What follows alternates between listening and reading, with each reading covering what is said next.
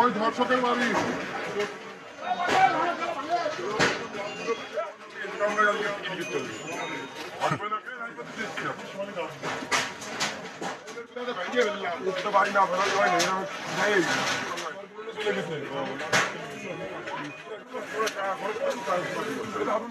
মাগুরায় ধর্ষণের শিকার সেই শিশুটির মৃত্যুর খবরে অভিযুক্ত আসামিদের বাড়িতে আগুন দিয়েছে এলাকার লোকজন।